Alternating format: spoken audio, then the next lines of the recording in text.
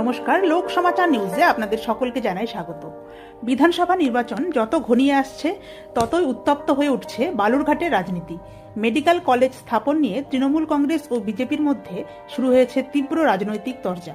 31শে March মঙ্গলবার Balurghat town club ময়দানে তৃণমূল কংগ্রেসের জনসভায় দলের সর্বভারতীয় সাধারণ সম্পাদক অভিষেক বন্দ্যোপাধ্যায় বলেন, তৃণমূলকে জেতান, বালুরঘাটে মেডিকেল কলেজ হবে। তাঁর দাবি, তৃণমূলের জয়ই বালুরঘাটের উন্নয়নের ধারাবাহিকতা বজায় রাখতে পারে। তৃণমূলের এই প্রতিশ্রুতিকে কটাক্ষ করে বিজেপি প্রার্থী বিদ্যুৎ কুমার রায় বলেন, তৃণমূল গত 2011 সাল থেকে 15 বছর ধরে পশ্চিমবঙ্গে ক্ষমতায় রয়েছে।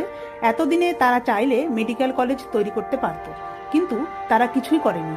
এখন ভোটের মুখে এসে মানুষকে বিভ্রান্ত করতে এই প্রতিশ্রুতি দিচ্ছে। তিনি আরও অভিযোগ করেন, 2014 থেকে 2019 সাল পর্যন্ত তৃণমূল সাংসদ অর্পিতা ঘোষ বালুরঘাটের প্রতিনিধিত্ব করেছেন, কিন্তু তিনিও মেডিকেল কলেজের বিষয়ে কোনো উদ্যোগ নেননি। এখন ভোটের আগে এসে মিথ্যা প্রতিশ্রুতি দিয়ে মানুষকে ভুল পথে চালিত করার চেষ্টা চলছে। বিদ্যুৎ কুমার রায় স্পষ্ট জানিয়ে দেন, বালুরঘাটে মেডিকেল কলেজ গড়ার দায়িত্ব আমরা নেব। বিজেপি ক্ষমতায় এলে এই প্রতিশ্রুতি পূরণ হবে এবং গোটা জেলার স্বাস্থ্য পরিষেবার মান বাড়ানো হবে। এই ইস্যুকে কেন্দ্র করে তৃণমূল ও বিজেপির মধ্যে রাজনৈতিক উত্তেজনা চরমে উঠেছে। ভোটারদের মন জয় করতে দুই পক্ষই একের পর এক প্রতিশ্রুতি দিচ্ছে। বালুরঘাটের মানুষ কাকে বিশ্বাস করবেন এবং উন্নয়নের দায়িত্ব কার হাতে তুলে দেবেন তা এখন সময়ই বলবে।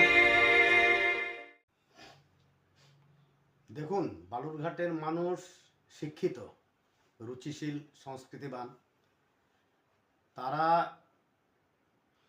এই যে অভিষেকের যে বচন, এটাতে কোনো গুরুত্ব দেবে না, কারণ এই মিথ্যা প্রতিশ্রুতি আমরা এই প্রান্তিক জেলার লোকেরা বরাবর দেখে আসছি বা শুনে আসছি।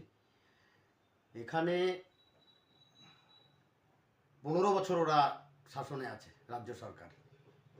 আর যে আমার বিরুদ্ধে প্রার্থী, সে এমপিও ছিল 5 বছর। তারা করার থাকলে আগেই করতে পারতেন। এটা বঞ্চনা করেছেন ওনারা। এখন লালিপপ খাওয়ানোর মতো একটা দিচ্ছেন প্রতিশ্রুতি, সেগুলো চলবে না। এখানকার মানুষ শিক্ষিত, এটা বিজেপির গড়। এখানে এগুলো তৃণমূলের কোনো মিথ্যা প্রতিশ্রুতিতে কোনো বরফ গলবে না। এটা উন্নয়ন যে হচ্ছে সুকান্ত বাবুর, সেই উন্নয়নের জোয়ারে সবাই সামিল আছেন।